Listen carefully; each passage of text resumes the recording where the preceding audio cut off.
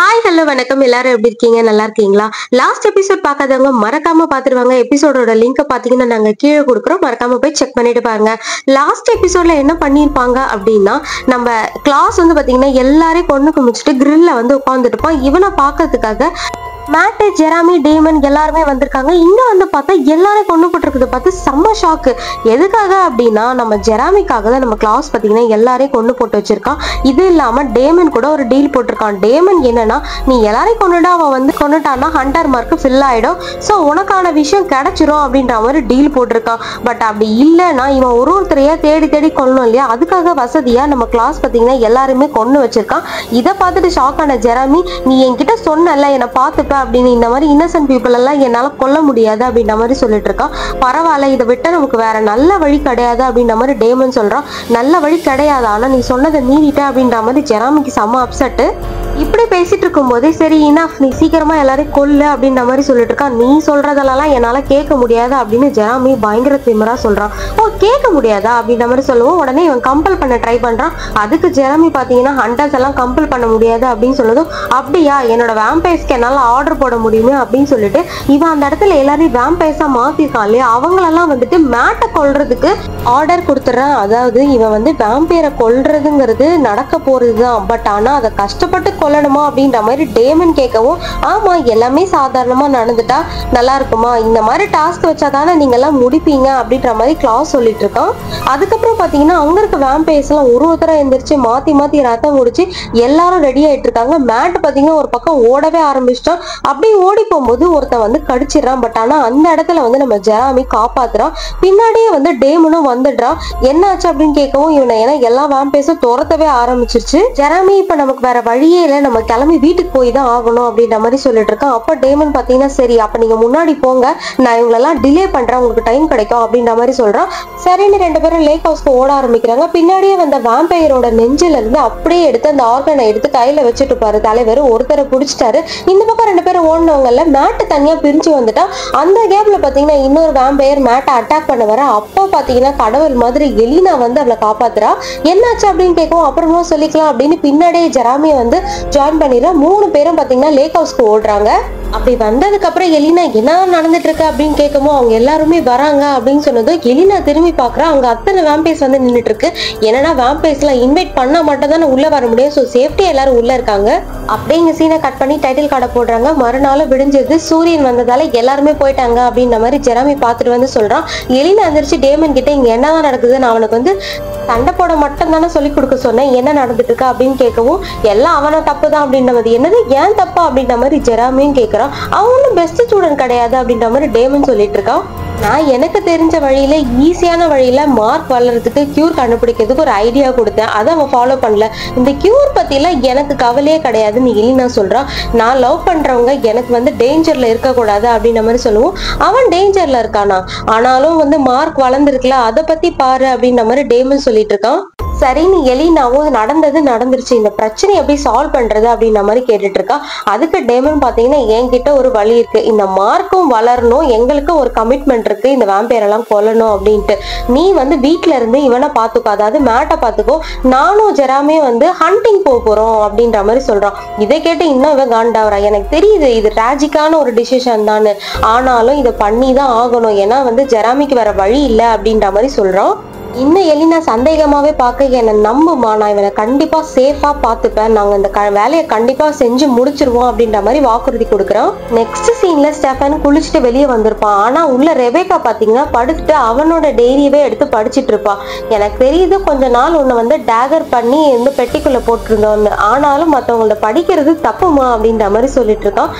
அதுக்கு ரெபேக்கா, நீயே உன் வாயால வந்து எலினாவை வந்து மறக்கணும் அப்படின்னு சொல்லிட்டு இருந்தியா, அதனாலதான் என்னதான் நடந்துச்சு அப்படின்னு தெரிஞ்சுக்கிறதுக்காக தான் நான் படிச்சேன் அப்படின்ற மாதிரி சொல்லுவோம்.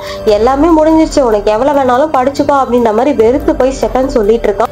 இதை கேட்ட ரெபேக்கா, எல்லாம் கியூர் கண்டுபிடிக்கிற வரைக்கும் தானே அப்படின்ற மாதிரி கேட்டுட்டு இருக்கா. இல்ல எப்பவுமே இப்படிதான் அப்படின்ற மாதிரி சொல்லுவோம். அப்ப ரெபேக்கா பாத்தீங்கன்னா நம்ம டீம்ல ஒரு டிஸ்அட்வான்டேஜ் இருக்கு, கிளாஸ் வந்து ஹண்டர் அதாவது ஜெராமியை வச்சிருக்கான், போனி வந்து ஷேனும் ஒன்னா இருக்காங்க, இப்ப நம்ம கிட்ட எதுவுமே இல்லை அப்படின்ற மாதிரி சொல்ல வருவோம். என்ன நம்ம லாஸ்ட்ல இருக்கும்னு சொல்ல வந்தியா அப்படின்ற மாதிரி ஸ்டெஃபன் கேட்கறான். இல்ல என்கிட்ட ஒரு ஐடியா இருக்கு, அதாவது இந்த கியூரோட சேர்த்து சைலஸை புதைச்சிருக்காங்க இல்லையா, அந்த சைலஸோட ஹெட் ஸ்டோன் ஒன்று ஷேன் கிட்ட இருக்கு. நம்ம அதை எடுத்துட்டு ஷேனையும் பார்த்தீங்கன்னா நம்ம டீமோட சேர்க்கணும் அப்படின்ற மாதிரி சொல்லிட்டு இருக்கா. அப்படியே போனியையும் ஷேனியும் தான் காமிக்கிறாங்க. போனி பார்த்தீங்கன்னா மெடிடேட் பண்ண ட்ரை பண்ணுறா, பட் ஆனால் அவளால் முடியல. செம்ம கடுப்பாகி பேசிட்டு இருக்கா. இதுக்கப்புறம் நான் எதெல்லாம் ஃபெயில் ஆவேன்னு தெரியல அப்படின்ற மாதிரி சொல்லவும் அவள் பேசவே அந்த இடத்துல பார்த்தீங்கன்னா இருக்கிற எல்லா மெழுகுவத்தையும் எரிய ஆரம்பிக்குது. என்னால் என் பவரை கண்ட்ரோலே பண்ண முடியல, என்னால் எதுவுமே சரியாக பண்ண முடியல அப்படின்னு டிசப்பாயிண்டாக பேச ஆரம்பிக்கவும், நீ பாரு போனி, இதை பற்றி கவலையே படாத, நான் எப்பவுமே உன் கூட இருப்பேன், இதனால டிசப்பாயிண்ட் ஆகாது அப்படின்ற மாதிரி ரொம்ப நம்பிக்கையாக ஷேன் பேசிட்டு இருக்காரு. அப்படியே ஷேன் அவளை மெஸ்பிரைஸ் பண்ற மாதிரி, இங்க பாரு போனி, நீ சேஃபா இருக்க, கம்ப்ளீட் கண்ட்ரோலா இருக்க அப்படின்னு சொல்லவும் இவளே பாத்தீங்கன்னா ஓகே நான் கண்ட்ரோலா தான் இருக்கேன் அப்படின்னு சொல்ல ஆரம்பிச்சிடா. ஒரு நிலைக்கு வந்துடுறா. அதுக்கப்புறம் அந்த மெழுகுவத்தி எல்லாம் தானாவே அணைய ஆரம்பிச்சிருச்சு. அப்படியே டக்குன்னு உள்ள ஷெரீஃப் வந்துடுறாங்க. இவங்க வந்து நேரா இவரை அரெஸ்ட் பண்றாங்க. ஏன் அரெஸ்ட் பண்றீங்க அப்படின்னு கேட்கவும் உங்ககிட்ட சில கொஸ்டின்ஸ் எல்லாம் கேட்க வேண்டியது இருக்கு அப்படின்றாங்க. ஆனா நீங்க இந்த ஹேண்ட்கஃப் போடாமலே கேட்கலாமே அப்படின்னு சொல்லவும், இதுதான் எங்களோட வழக்கம் மிஸ்டேக் போஸ்ட்ல அப்படின்னு சொல்லிட்டு, அப்போ பாத்தீங்கன்னா நம்ம போனி என்னதான் பண்றீங்க அப்படின்ற மாதிரி கேட்கறோம். அது நீ போய் உங்க அப்பாட்ட கேளு அப்படின்ற மாதிரி சொல்லிட்டு கிளம்புறாங்க. அப்படியே சீனை கட் பண்ணி ஜெராமியும் டேமனையும் தான் காமிக்கிறாங்க. ரெண்டு பேரும் ஹண்டிங் வந்திருக்காங்க. இங்க எல்லாருமே பார்ல தான் இருப்பாங்கன்னு நினைக்கிறியா அப்படின்ற மாதிரி ஜெராமி கேட்கறான். ஆமா, இவங்களாம் எங்க போயிருப்பாங்க அப்படின்னு சொல்லவும் எல்லா வெப்பன்ஸையும் எடுத்து கிளம்புறாங்க. நல்லா சொல்றதை கேட்டுக்கோ, ஹார்ட்டுக்கு ஃபோக்கஸ் பண்ணு, கவனமா இரு அப்படின்ற மாதிரி டேமன் சொல்லிட்டு இருக்கான். எலினாவே இங்க இல்ல, எதுக்கு சீன் போடுற மாதிரி இதெல்லாம் சொல்லிட்டு இருக்க, உன் டீச்சிங் மூமெண்ட் எல்லாம் சேவ் பண்ணிக்கோ அப்படின்ற மாதிரி சொல்லவும், டே டம்ப், நீ உயிரோட இருக்கிறதுக்காக தான் சொல்றேன் அப்படின்ற மாதிரி டேமன் சொல்றான். சரின்னு ரெண்டு பேரும் அப்படியே பாரு கிளம்பி போவாங்க. உள்ள போன யாருமே இல்ல, பாரு எம்டியா இருக்கு, கீழே ஃபுல்லா ரத்தமா இருக்கு. அந்த தடயத்தை வச்சு உள்ள நடந்து போயிட்டு இருக்காங்க. உள்ள போய் பார்த்தாதான் உள்ள ஒரு பேண்ட்ரி மாதிரி ஒரு ஏரியா இருக்கு. அங்க பாத்தீங்கன்னா எல்லாரும் இறந்து கிடக்குறாங்க. யார் இது அப்படி பண்ணிருப்பா அப்படின்ற மாதிரி ரெண்டு பேருக்கும் சந்தேகம். நம்ம பழைய வேம்பஸ் எல்லாம் கொல்லலாம்னு வந்தா இதெல்லாம் புதுசா இருக்கே அப்படின்ற மாதிரி டேமன் சொல்லிட்டு இருக்கான். இது யார் பண்ணிருப்பாங்க அப்படின்னு யோசிச்சிட்டே இருக்கும்போது பாத்தீங்கன்னா, நான் சொல்றேன் அப்படின்ற மாதிரி பின்னாடி கோல் வந்து நின்றுட்டு இருக்கான். ஆக்சுவலா நான் ஒரு மோர் இன்டிமேட் பர்சன். ஆக்சுவலா அவங்க 3 பேர்கிட்டயும் நான் பேசலாம்னு நினைச்சேன், பட் ஆனா இவங்கெல்லாம் இருந்ததால கொஞ்சம் கிளியர் பண்ணிட்டேன் அப்படின்ற மாதிரி சொல்றான். அது மட்டும் இல்ல, நீங்களா தான் சரியான ஃபூல்ஸ் ஆச்சே, உங்களுக்கு சரியா வேம்பயரை கொல்ல தெரியுமா தெரியாதான்னு வேற தெரியல. புது வேம்பயரை கொல்றதா ரொம்பவே ஈஸி, நீங்க பாட்டுக்கு தெரியாம ஏதாவது பழைய வேம்பயரை எழுப்பி விட்டீங்கன்னா அப்படின்ற மாதிரி சொல்லவும், ஓ நீ சைலஸை பத்தி பேசுறியா அப்படின்னு டேமன் கரெக்டா கேட்டுறான்.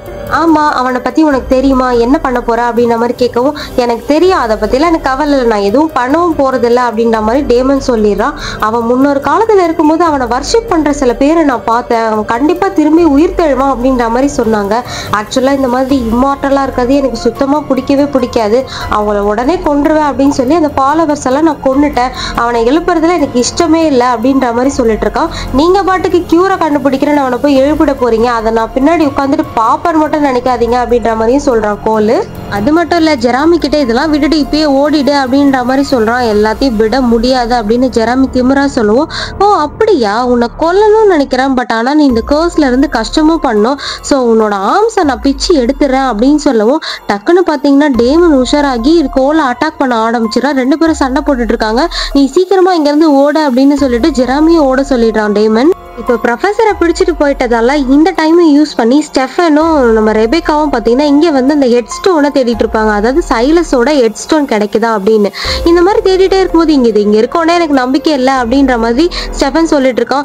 தேவையில்லாமல் எனக்குள்ள இருக்க ரிப்பரை வெளியே எழுப்பாது, நல்லா தேடு அப்படின்ற மாதிரி சொல்லவும், நான்லாம் அப்படி கிடையாது அப்படின்ற மாதிரி சொல்லிட்டு இருக்கான். ரெபேக்கா வந்து ஸ்டெஃபன் கிட்ட உனக்கு என்னதான் ஆச்சு, 1920ஸ்லாம் நீ எவ்வளோ நல்லா இருந்த, நல்லா ஃபன் பண்ணியே அப்படின்ற மாதிரி கேட்டுட்டு இருக்கா. ஃபன் பண்ணனா, அந்த டைம் நான் ரொம்ப மோசமா இருந்தேன், ஒரு எமோஷனே இல்லாத ஒரு ஆளா இருந்தேன் அப்படின்ற மாதிரி சொல்றான். ஆனா ரெபேக்கா நீ இந்த மாதிரி உண்மையே இருக்கக்கூடாது, இதுக்கு முன்னாடி நீ எப்படி ஃபன் பண்ணியோ அதே மாதிரி இருக்கணும்னு சொல்லி அந்த ரூம்ல கிடைச்ச ஒரு ஹெர்ப்ஸ் பாட்டில் எடுத்துட்டு வந்து ஸ்டெஃபன் கிட்ட கொடுக்குறான். அவன் அதை பார்த்ததுமே என்ன பண்றதுன்ற மாதிரி யோசிக்கிறான். ஆனா ரெபேக்கா பாத்தீங்கன்னா நீ கவலைப்படாத, அவர் வந்தாருன்னா நம்ம அதுக்குள்ள வச்சிடலாம் அப்படின்னு சொல்லிட்டு அந்த ஹெர்ப்ஸ் பாட்டில் அவன்கிட்ட கொடுக்குறான். அவனுமே வாங்கிக்கிறான். அப்படியே சீனை கட் பண்ணி இங்கே ஷெரீஃபை தான் காமிக்கிறாங்க. அவங்க ஷேனை கூட்டிகிட்டு போய் விசாரிச்சுட்டு இருக்காங்க. அதாவது அந்த 12 பேர் கவுன்சில் மெம்பர்ஸை கொன்னது நீதானா, மேனிப்புலேட் பண்ணது நீதானா அப்படின்ற மாதிரி கேட்டுட்டு இருக்காங்க. பட் ஷேன் வந்து அதை அக்செப்ட் பண்ண மாட்டேங்கிறாரு, நான் இல்லை அப்படின்ற மாதிரி சொல்லிட்டு இருக்காரு. அங்கே விசாரிக்கிற இடத்துல வெளியே போனி உட்காந்துட்டு அவங்க அப்பாட்ட சண்டை போட்டுட்டு இருக்கா. என்ன காரணத்துக்காக இவர் போய் அந்த 12 கவுன்சில் மெம்பர்ஸை கொல்ல போறாரு, அவருக்கு எந்த அவசியமும் இல்லை அப்படின்ற மாதிரி சொல்லிட்டு இருக்கா.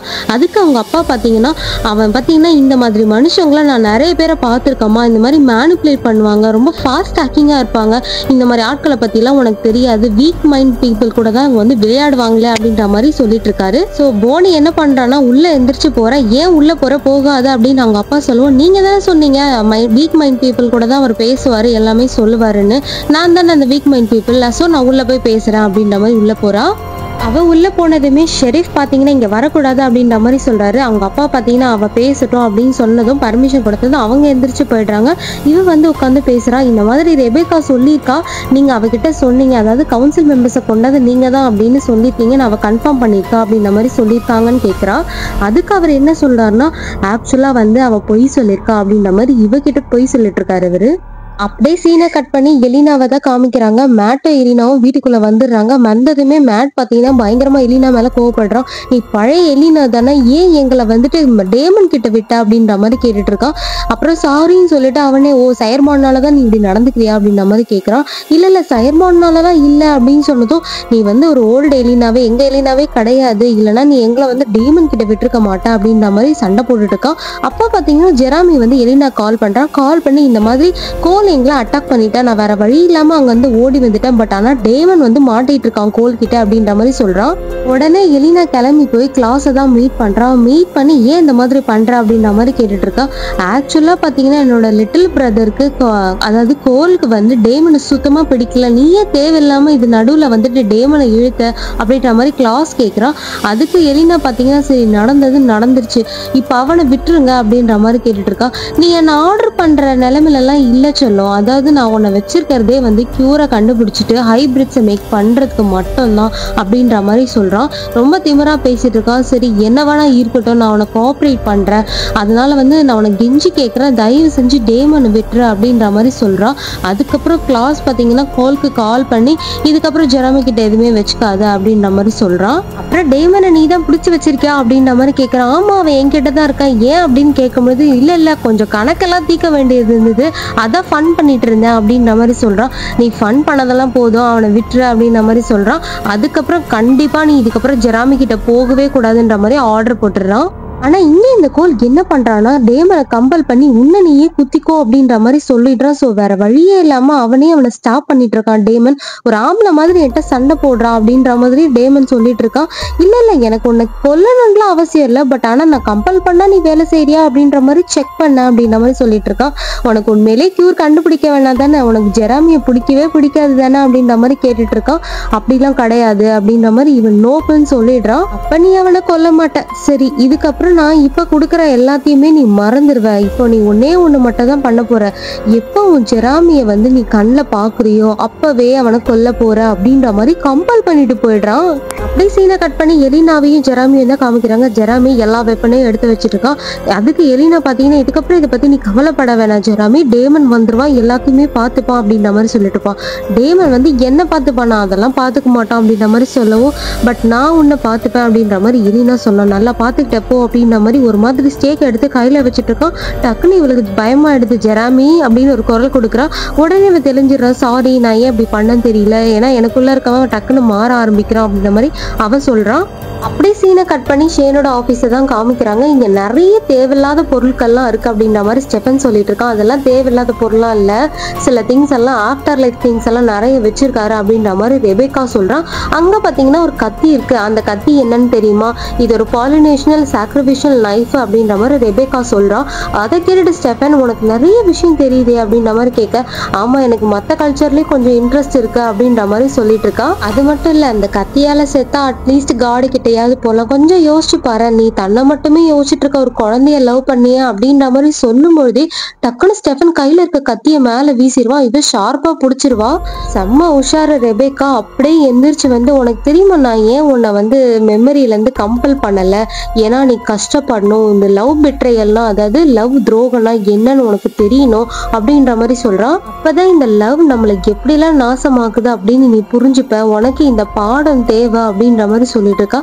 இப்படி ரெண்டு பேரும் பேசிட்டே இருக்கும்போது உள்ள யாரோ வர மாதிரி இருக்கு, வேற யாரும் உள்ள வராங்க. பட் ஆனா உள்ள பார்க்கும்போது நபரும் பாத்தீங்கன்னா கடகடன்னு தேடி அந்த ஹெட் ஸ்டோனையுமே கண்டுபிடிச்சிருவாரு.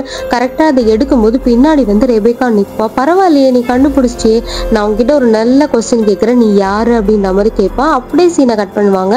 கோல் விட்டதுமே டேமன் நேரா ஜெராமி வீட்டுக்கு தான் வரான். வந்ததுமே எலினா ரிசீவ் பண்றான். எப்படி இருக்க, நல்லா இருக்கா அப்படின்ற மாதிரி கேட்கறான்.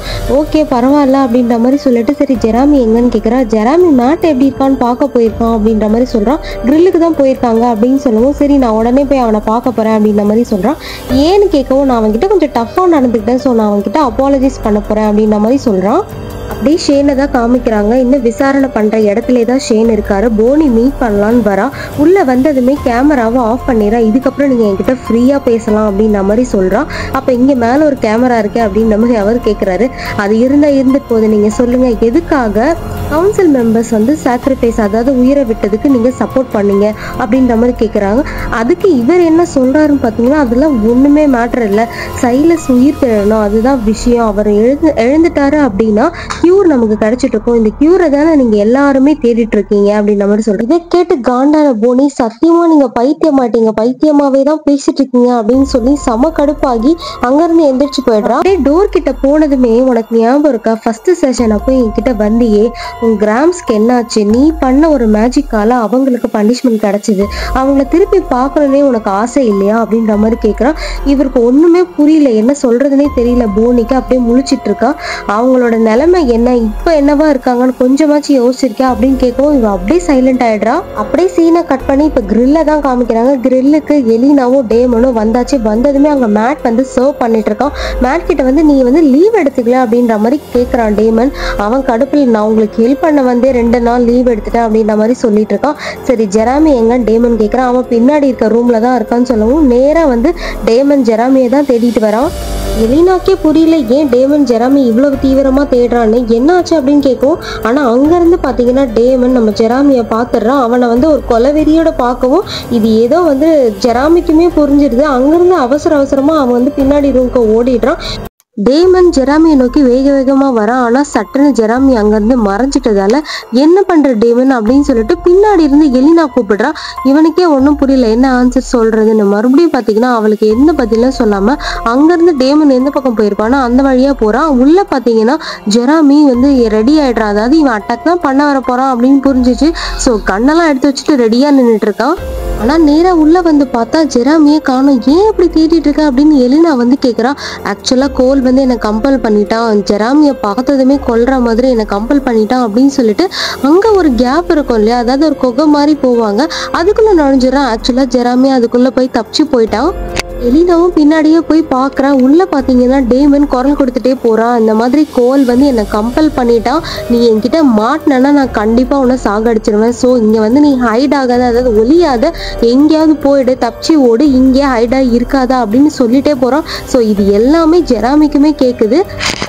அப்படியே ரெபேக்காவை தான் காமிக்கிறாங்க. அவன் வந்து ஒரு ஹெட் ஸ்டோன் எடுக்க ஒருத்தன் வந்திருப்பான் இல்லையா, அவனை போட்டு டார்ச்சர் பண்ணிட்டு இருக்கான். ஒழுங்கா சொல்லி யார் ஒன்று அனுப்புனது அப்படின்ற மாதிரி சொல்லிட்டு இருக்கான். நீ சொல்லலை அப்படின்னா உடம்புல இருக்க மொத்த நேரமே நான் எடுத்துருவேன் அப்படின்ற மாதிரி மிரட்டிட்டு இருக்கா. பட் ஆனால் அவன் வாயி திறக்கல. இப்போ ஸ்டெஃபன் வந்து ஒருவேளை இவனை யாராவது கம்பல் பண்ணியிருப்பாங்களோ அப்படின்ற மாதிரியே சொல்லிட்டு இருக்கான். என்னன்னே புரியல அப்படின்ற மாதிரி ரெபேக்கா சொல்லவும் சரி அப்போ நம்ம ஒன்று பண்ணலாம், இவனை வீட்டுக்கு கூட்டிட்டு போயிட்டு மொத்த நர்வ் சிஸ்டையும் மொத்த நரம்பையுமே வெளியே எடுத்துடலாம் அப்படின்னு சொல்லிட்டு இருக்கான். அப்படி சொல்லும் போதே அவன் என்ன பண்றான்னு பாத்தீங்கன்னா அந்த நாக்கை கடிச்சு அவனே கீழே துப்பிடுறான். அது மட்டும் இல்லாம கொஞ்ச நேரத்துல ரெபேக்கா கையில ஒரு நைஃப் இருக்கும், அதையுமே வாங்கி அவனோட கழுத்துல குத்திட்டு அந்த இடத்துல செத்து போயிடுறான்.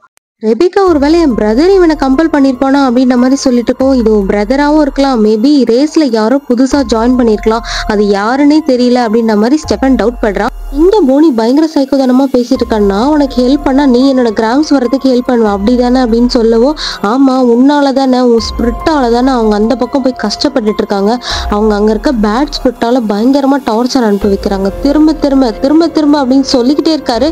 இவன் நிறுத்த சொல்றா. பட் ஆனா அவனுக்கு உன்னாலதான் அவங்க இப்படி கஷ்டப்படுறாங்க திரும்ப திரும்ப சொல்லிட்டே இருக்கும்போது டோன்ட் சொல்லிட்டு அவளோட ஃபுல் பவரை யூஸ் பண்ண ஆரம்பிக்கிறான். அப்படியே அவளோட பவரை யூஸ் பண்ணி அவர் கையெல்லாம் ஒரு மாதிரி ஆக ஆரம்பிக்குது, ரொம்ப வலிக்க ஆரம்பிக்குது. இருந்தாலும் இவளை தூண்டுற மாதிரி இன்னும் அவர் பேசிட்டே இருக்காரு. நீ இந்த மாதிரி பவர் வர்றதை நல்லா வந்து என்ஜாய் பண்றதானே, உன்னால கண்ட்ரோல் பண்ண முடியல தானே அப்படின்ற மாதிரி பேசுவோம். இவளோட கோவம் இன்னுமே அதிகமாகுது. அப்புறம் போனியோட அப்பா உள்ள வந்து பார்த்து செம ஷாக்கு. இவ என்ன பண்ணிட்டு இருக்கானே புரியல. போனி ஸ்டாப் பண்ணு சொல்லிட்டு இருக்காரு. இவன் என்னடானா அங்கிருந்து தண்ணி மாதிரி எதை எடுத்து ஊத்துறான். அங்க பாத்தீங்கன்னா ஃபுல்லா பத்தி எரியுது. அவரால் உள்ளேயே வர முடியல. போனி ஸ்டாப்னு சொல்லவும் இவன் பயங்கரமா கண்ட்ரோலே இல்லாம இருக்கா. அப்புறம் இவர் கத்துறாரு. வேற வழி இல்லாம ஷேன் கிட்ட சொல்றாரு ஏதாவது பண்ணியா அப்படின்ட்டு. அப்புறம் ஷேன் என்ன பண்றாரு அப்படின்னா, போனி ரிலாக்ஸ், நல்லா டீப் பிரெத் எடு ஃபர்ஸ்ட் அப்படின்ற மாதிரி சொல்லிட்டு இருக்காரு. அதுக்கப்புறம் நீ நல்ல கண்ட்ரோல்ல இருக்க, காம் டவுன் போனி அப்படின்ற மாதிரி சொல்லவும் கொஞ்சம் கொஞ்சமா இவ காம் டவுன் ஆகுறா. அப்புறம் காம் டவுன் ஆனதும் அங்க இருக்க நெருப்பெல்லாம் வந்து அணைஞ்சிருது. அப்படியே அவ வெளியே போனதுமே, உங்க பொண்ணு இருக்காளே, நான் என்னோட கைடன்ஸ் இருந்தா அவ மோஸ்ட் பவர்ஃபுல் விட்ச் இந்த உலகத்திலேயே, பட் நான் அவளை கைட் பண்ணல, ஒரு டைம் பாம் மாதிரி அப்படின்னு சொல்லி பயமுறுத்துறாரு.